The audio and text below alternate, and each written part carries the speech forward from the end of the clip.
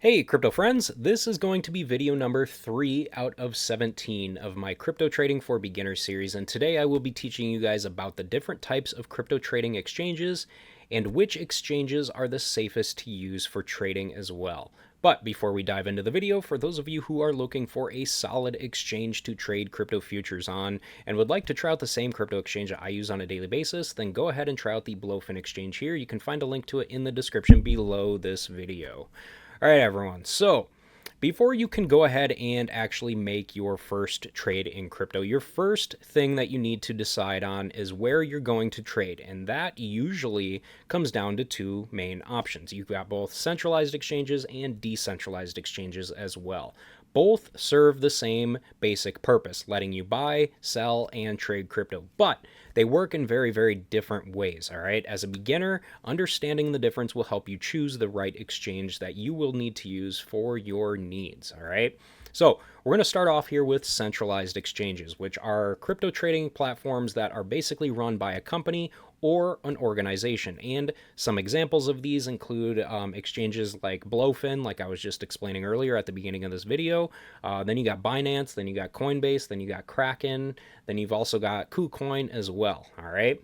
Centralized exchanges are typically easy to use and have very beginner-friendly interfaces. They also have lots of liquidity so that your trades can execute fast. However, the biggest downside with centralized exchanges is that you don't fully control your funds, since the exchange is basically holding your crypto for you, all right? However, when it comes to trading, there's ways to get around that so that, when you are trading, you're only trading with a small amount of your total trading capital inside the actual exchange, and the rest of your trading capital is elsewhere in a safe wallet that you control yourself. And I will be explaining all of this in a later video as well, all right? So next we've got decentralized exchanges, which are basically peer-to-peer trading platforms that run on the blockchain without a centralized company being in control of it. Some examples of these would include, Uniswap, we've got PancakeSwap, we've got SushiSwap, we've got Jupiter, we've got Drift Protocol, we've got Radium, we've got Hyperliquid. There's all kinds of decentralized exchanges out there that are awesome, all right? Now, these exchanges work by connecting a decentralized crypto wallet to or as your login, rather than using an actual username and password to log in like you would on a centralized exchange like Coinbase or Blowfin, all right? You simply trade directly from your wallet through smart contracts on the blockchain itself with decentralized exchanges, giving you the ultimate control over your own funds, all right? However, as I stated before, decentralized exchanges are a lot more complex for beginners to set up and use, and they usually have lower liquidity than the bigger centralized exchanges as well.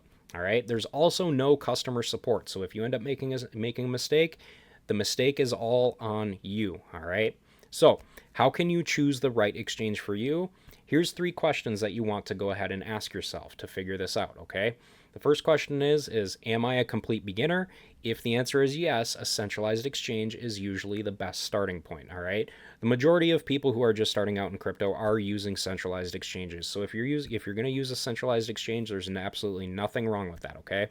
Now, the second question to ask yourself is, do I want full control of my funds? If the answer is yes, a decentralized exchange might fit better for you, but you'll need to be comfortable with managing your own wallet and your private keys to your wallet, all right? Now, the third question you want to ask yourself is am I looking for privacy? Now, if you are looking for privacy, decentralized exchanges don't require KYC, while most centralized exchanges do require KYC. However, exchanges like Blowfin and Binance, they all have non-KYC options sign-up options as well, all right? So if you don't want to use KYC or you don't want to do KYC when you're signing up for a centralized exchange, some of them do offer non-KYC options, all right? Now, places like Coinbase or Kraken or KuCoin, places like that, they do not offer non-KYC trading options, okay?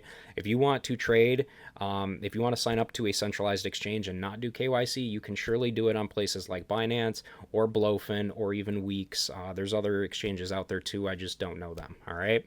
Now, my personal suggestion for beginners who want to get into crypto trading is to start on a centralized exchange first to learn the basics. To learn the basics, get into some trades, and enjoy the safety net of having access to customer support and higher liquidity as well. All right.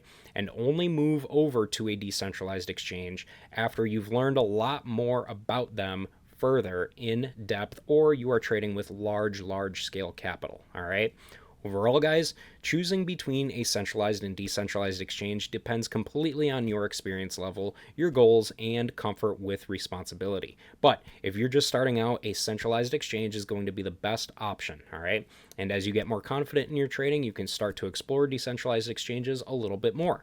Now, in the next video of this 17 video beginner series, I will be showing you guys how to actually set up TradingView, all right, which is the main platform that most traders use to read charts and do technical analysis on various coins before they enter and exit trades on the exchange that they are trading on. All right, this is where things start to get a little bit more exciting.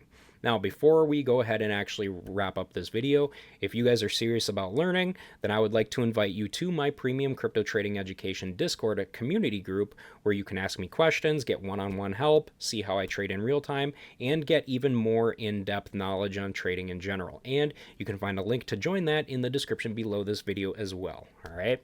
Now, outside of that, if you guys enjoyed this video and you feel like you got some pretty decent value out of it, please be sure to go ahead and subscribe to the channel. Hit the like button below the video to help me out here. And with that said, for those of you guys who stuck around and watched this entire video throughout the whole thing, thank you guys for watching. I appreciate all of you, and I hope to see many of you in my next video.